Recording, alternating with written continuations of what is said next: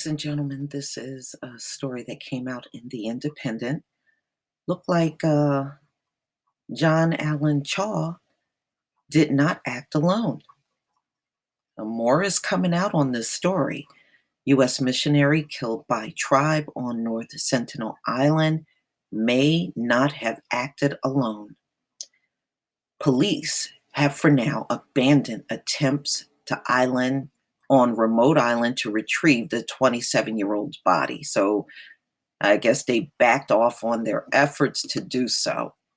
The U.S. missionary killed by tribespeople on a remote Indian island has been preparing for years ahead of his journey and may not have acted alone. It has emerged. John Allen Chaw died on November 17th, as we all are aware, while attempting to spread Christianity to an island that never asked for it, to the protected island of North Sentinel in the Indian administered Andaman and Nicobar chain. Police have for now abandoned attempts on they don't want to go on the island right now to get the body or investigate his murder, saying they do not want to disturb the fragile lifestyle of the uncontacted Sentinelese tribe. In the aftermath of Mr. Chaw's death, authorities arrested 5 fishermen and 2 local contacts of Mr. Chaw on suspicion of helping him reach the island. See, this whole thing of what he did was illegal, y'all. He was never supposed to do this. They warned him not to go to that island, and he paid people to get him there illegally. This is what happens when you're so arrogant that you think you can do anything you want. Well, that attitude cost him his life. Okay. All travel to North Sentinel, which has been sheltered from extensive contact with the outside world for decades, is illegal under Indian law. Okay? He broke the law, and he was told repeatedly not to go to that island.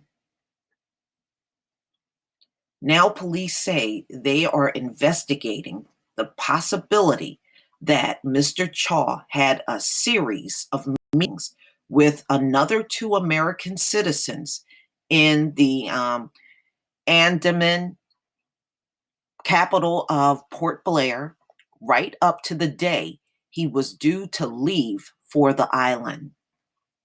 See? All right, so they're saying there is a 53-year-old woman from Tennessee and a 25-year-old man from Colorado arrived in India, traveled to the Andaman Islands, and met with Mr. Chau from 5 to 10 November. Okay, so from November 5th through November 10th, this person from Tennessee and another from Colorado actually met with him in what he described in his journals as a safe house.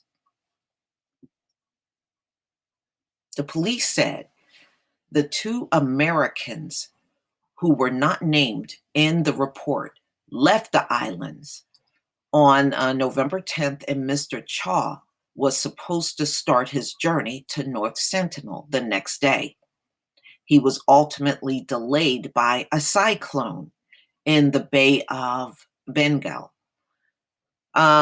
pushing back the trip until November 16th. Oh, well, he could have been killed sooner, so he got a few more days to live. See, there you go. Authorities reportedly have details for the 2 Americans who are considering whether to contact them as part of the investigation into Mr. Chau's death. Police Chief Deependra Pathka, I don't know, told the Hindustan Times that two U.S. nationals had indeed visited Mr. Chau, saying, "It looks like Chau wasn't alone. We are still probing the case. I won't comment on an ongoing investigation," he said. Separately, the boss of the missionary charity to Sentinel, North Sentinel, has defended the young man's action and said he decided to make the journey alone because he was always thinking of other people's safety first. In an interview with Christianity Today, and all right, so they're making up excuses. Her name is Mary Ho, and we encourage all our missionaries to go two by two, at the very least. Well, first of all, ladies and gentlemen, just like centuries ago, people never asked these folks for their Christianity. They forced it on everyone. They forced it on everyone. No one was asking for this, you know, and you see they're still trying to pull the same tactics. Today, nothing has changed. They want to go everywhere in this world and prop up that white Jesus, which is as fake as a $3 bill. But I guess the Most High shut this mess down, didn't he? he shut it down. So I don't know. I guess white Jesus didn't have his back on that day because he's dead. In an interview with Christianity Today, the All Nations Group international executive leader Mary Ho said, that's when she said they send them two by two. And there were several others who were willing to go with John Chau. Well, it's a good thing they didn't go because they would probably be buried in the sand right now, right along with them. At the very end, he personally decided to go alone. He knew that he was going into a risky situation. Ms. Ho said Mr. Chau first contacted All Nations 2 years ago, already intent on traveling to North Sentinel. He came to us because he wanted to be trained and sent out to North Sentinel. He knew he had experts in anthropology. Okay, so, they trained him and he was also communicating with experts. So what? It still wasn't the right thing to do. I don't know what it wasn't the right thing to do. It really wasn't. First of all, those people have an language of their own that they speak. And number two, if you don't know that language and you're coming there to preach Christianity, isn't that a problem in itself? You're coming speaking one language and the people on the island have another language. How are you going to communicate with them? Oh my God, this is so stupid. This whole thing is so stupid.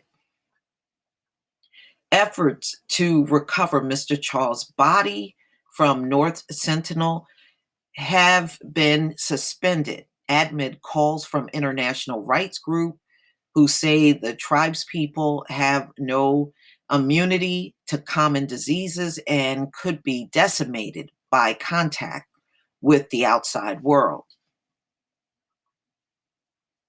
Acts about the fears of the Sentinelese could have been harmed by Mr. Chau's actions, says Ms. Ho claimed such concerns were not as relevant at the time, right now, when there was a modern medicine, when there is antibiotics. Again,